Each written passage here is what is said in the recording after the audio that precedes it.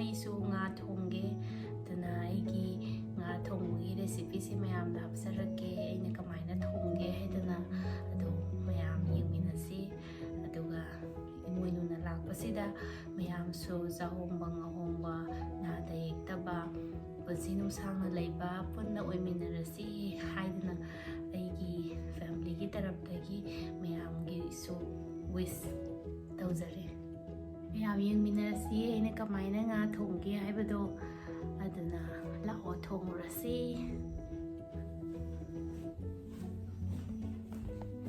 ꯉꯥ ꯌꯣꯟꯕ ꯂꯥꯛꯏꯅꯦ ꯉꯥ ꯂꯩꯗꯣꯏꯅꯦ ꯑꯩꯈꯣꯏꯁꯦ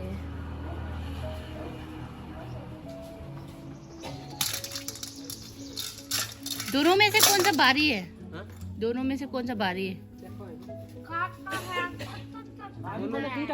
अच्छा बराबर है ठीक है बराबर है तो ठीक है हमारे जो काटे थे वैसे ही काट देना nga se phajana sembiraga piramdoine moina koina kau haiba mongda kakkaga dum pirame moigi somdadi yam phaiye duga yumdasu dum yonba lai market su thoe thokpobudi sigi nupasena dum moigi akhoi si manak sida pukri amada yokpaneba nga se fresh oibuko bazar gi duna baraf ki nga oiba hawtaba adudugi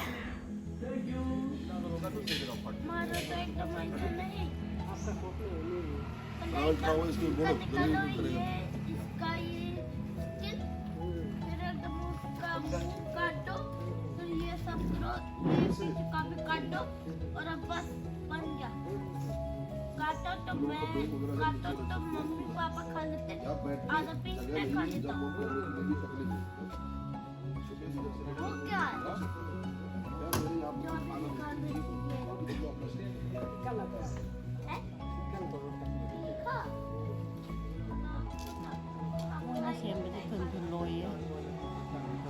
xem này là mình ạ हाँ फाड़ दो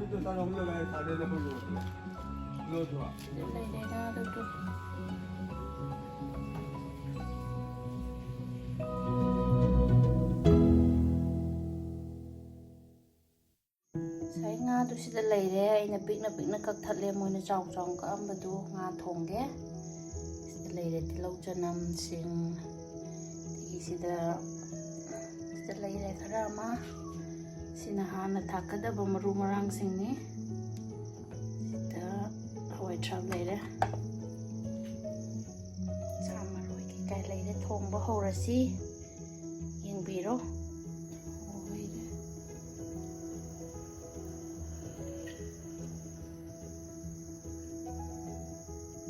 thau se munle thau yeina ba tawrasi थाव से मुल्ले तेजपत्ता लेरे हिंग लेरे मेथी लेरे जीरा लेरे तिलौ येरे लेगी तिलौ चनम सिंग लोइन हापचल्ले इदि अदुम मुक्तदा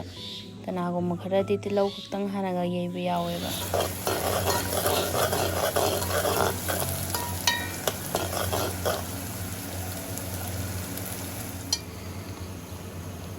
मचू चम्मच अमा मोरोक से थावदा हाना ये होरदी मचू फजरद्रा समायना एगी हाना तापे थावदा तिलौ से मुल्ले दुना मोरोक असुबा खरा हापगे मचू लेरे मरु मरांग थक्चले अदगी ओलनी खरा ngakhtang aduga khamen asin hapchale thum hapchale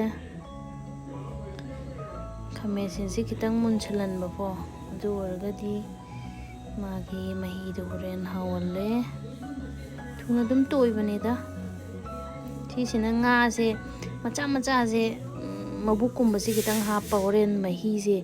मुल्लकांदा हाउनबा मही हाउनबने ना हापिसना मचा खितंग खतनेदा हापे दुगा वाइट ट्राप खरा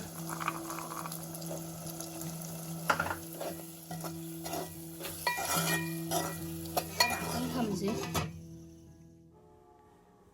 ꯉꯥꯁꯦ ꯍꯥꯞꯆꯤꯜꯂꯅꯤꯗꯅ ꯑꯗꯨꯗꯨꯒ ꯍꯥꯞꯆꯤꯟꯕꯒ ꯑꯗꯨꯝ ꯑꯣꯠꯈꯥꯏꯕꯤꯕ ꯅꯠꯇ꯭ꯔꯒꯗꯤ ꯉꯥꯛꯇꯪ ꯂꯩꯁꯤꯟꯈ꯭ꯔꯒꯗꯤ ꯑꯃꯨꯛꯀ ꯇꯣꯏꯈ꯭ꯔꯅꯦꯕ ꯍꯧꯖꯤꯛ ꯍꯥꯞꯆꯤꯟꯕꯗ ꯉꯥꯏꯕꯒꯗꯤ ꯑꯗꯨꯝ ꯑꯣꯠꯄ ꯌꯥꯏꯕꯀꯣ ꯐꯖꯅ ꯊꯨꯡꯅꯕ ꯑꯣꯠꯄꯤꯍꯧꯕꯀꯣ ꯑꯗꯨ ꯑꯣꯏꯔꯒꯗꯤ ꯁꯤ ꯑꯣꯠꯄ ꯂꯣꯏꯔꯗꯩꯗꯤ ꯀꯨꯞꯁꯜꯂꯒ ꯊꯝꯒꯗꯣꯏꯅꯦꯕ ꯍꯣꯔꯦꯟ ꯅꯤꯛꯑꯒ ꯑꯣꯟꯕꯗꯣ ꯑꯗꯨꯃꯥꯏꯅ ꯑꯣꯟꯗꯣꯏꯅꯦ ꯈꯥꯕꯩꯅꯗꯤ ꯑꯣꯠꯂꯔꯣꯏꯈꯤꯗꯣꯏꯅꯦ ꯀꯨꯝ ꯀꯨꯞꯁꯜꯂꯒ ꯉꯥꯛꯇꯪ ꯊꯝꯃꯁꯤ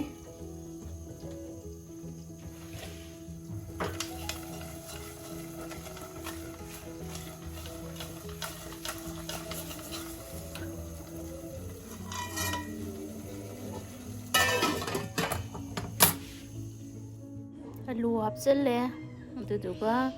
ꯉꯥꯛꯇꯪ ꯍꯥꯞꯆꯤꯜꯂꯒ ꯈꯞꯄꯒ ꯑꯣꯟꯕꯤ ꯑꯃ ꯂꯩꯗꯥꯏꯅ ꯁꯨꯃꯥꯏꯅ ꯑꯣꯟꯗꯣꯏꯅꯦꯕꯀꯣ ꯈꯥꯕꯩꯅ ꯑꯣꯠꯄꯗꯗꯤ ꯀꯥꯏꯈ꯭ꯔꯗꯧꯅꯤꯅ ꯁꯨꯃꯥꯏꯅ ꯑꯣꯏꯅ ꯈꯞꯄꯒ ꯑꯣꯟꯕꯤꯗꯣ ꯑꯣꯜꯂꯅꯤ ꯑꯩꯒꯤꯁꯦ ꯐꯖꯅ ꯇꯥꯁꯜꯂꯕꯅꯦ ꯐꯖꯅ ꯊꯥꯎꯗꯨꯗ ꯇꯥꯁꯤꯜꯍꯟꯕꯩ ꯋꯥꯅꯤꯗ ꯑꯗꯨꯃꯥꯏꯅ ꯎꯏ ꯎꯏ ꯂꯥꯎꯅꯕ ꯍꯣꯔꯦꯟ ꯀꯥꯏꯗꯅꯕ ꯉꯥꯁꯦ ꯁꯤ ꯊꯝꯃꯁꯤ ꯃꯈꯨꯝ ꯀꯨꯞꯁꯜꯂꯒ ꯑꯗꯨꯒ ꯉꯥꯔꯤꯡꯈꯥ ꯑꯃꯨꯛ ꯉꯧꯔꯁꯤ ꯉꯥꯔꯤꯡꯈꯥ ꯉꯧꯁꯤꯁꯤꯗ ꯊꯥꯎ ꯍꯩꯔꯦ ꯊꯥꯎ ꯁꯥꯔꯦ ꯇꯦꯖꯄꯇꯥ ꯂꯩꯔꯦ ꯖꯤꯔꯥ ꯂꯩꯔꯦ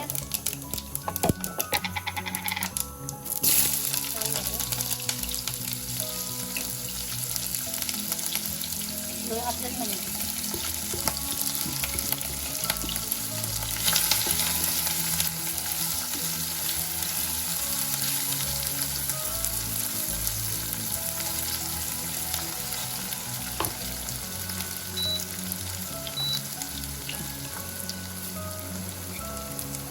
moro này đấy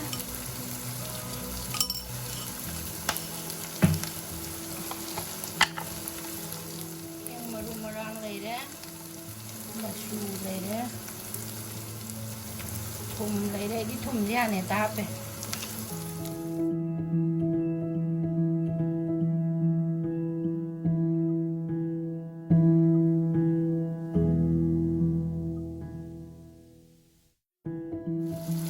Moro otet ko leyre, ang do hieng asi. Tasale mahi hapa yare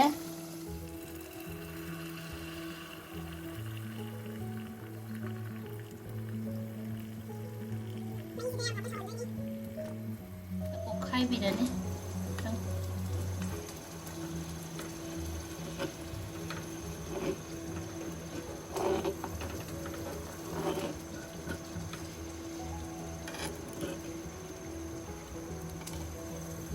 masih toidre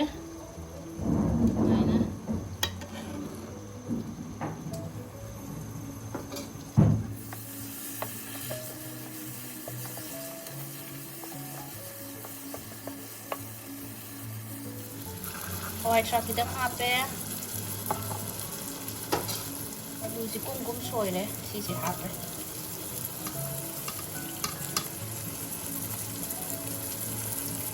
khai này ni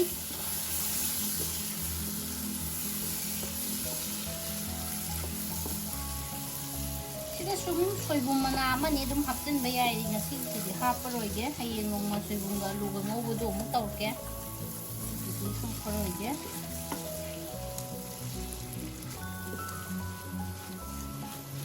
si hawa yeng si saura ba yeng si saure steady shukot oloy drine dum hai ayan ta yeng lo mai ta yeng lo ayan ta hai tau gan hey nakadore atuna sama roy khara ne dagi morote ko kitang sale yam kenong tang haizage aigi kanabuduni ko sisi chingi machine ne ba chingi machine je korom da di hundok nai dana sigi chingi machine se khoi gi maroi thaba gumba dagi kai ki kamla gumba da haijin basi am kanai pot yam phahalle sisina aidi adum haijille ngobu si sum mun chille to lauraga chabudu haina da bagi aigi kitang oishilange kangsilange munbu ti mulle ꯑꯂꯨꯁꯤ ꯈꯤꯇꯪ ꯈꯤꯇꯪ ꯅꯝꯈꯥꯏꯕꯤꯒꯦ ꯑꯂꯨꯁꯤ ꯃꯨꯜꯂꯦ ꯃꯍꯤꯁꯨ ꯑꯗꯨꯝ ꯍꯥꯎꯅꯕ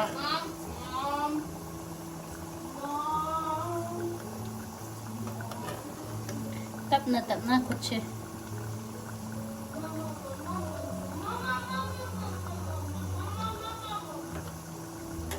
ꯂꯧꯈꯠꯂꯒ ꯑꯗꯨꯝ ꯅꯝꯈꯥꯏꯔꯁꯨ ꯌꯥꯏꯀꯣ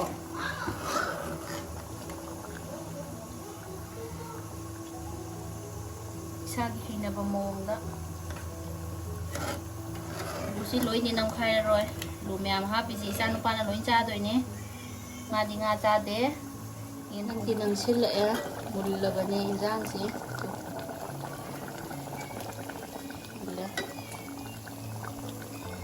ꯐꯗꯤꯒꯣꯝꯁꯦ ꯍꯧꯖꯤꯛ ꯈꯤꯇꯪ ꯑꯃ ꯊꯥꯛꯀꯦ ꯍꯣꯔꯦꯟ ꯂꯣꯏꯔꯀꯥꯟꯗ ꯈꯔ ꯑꯃ ꯊꯥꯛꯀꯦ ꯍꯧꯖꯤꯛꯁꯤꯅ ꯃꯀꯣꯛꯀꯨꯝꯕꯁꯦ ꯃꯅꯝ ꯅꯨꯡꯁꯤꯅꯕ ꯍꯥꯟꯅ ꯊꯥꯛꯄ ꯃꯨꯜꯂꯦ ꯐꯗꯤꯒꯣꯝ ꯃꯐꯣꯟ ꯐꯗꯤꯒꯣꯝ ꯃꯔꯨ ꯃꯐꯣꯟ ꯁꯤꯁꯨ ꯃꯨꯜꯂꯦ ꯁꯤꯁꯨ ꯍꯥꯞꯄꯒꯦ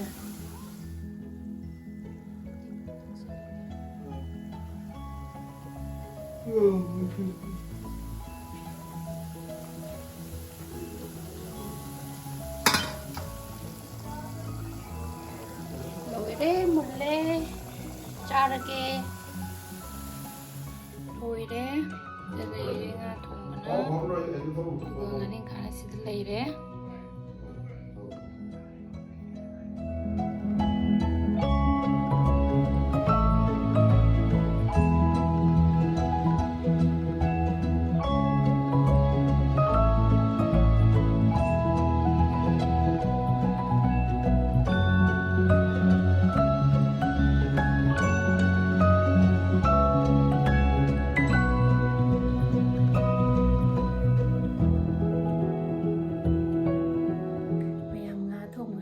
ꯑꯩꯈꯣꯏꯒꯤꯗꯤ ꯂꯥꯏꯗ ꯀꯠꯄꯁꯨ ꯂꯣꯏꯈ꯭ꯔꯦ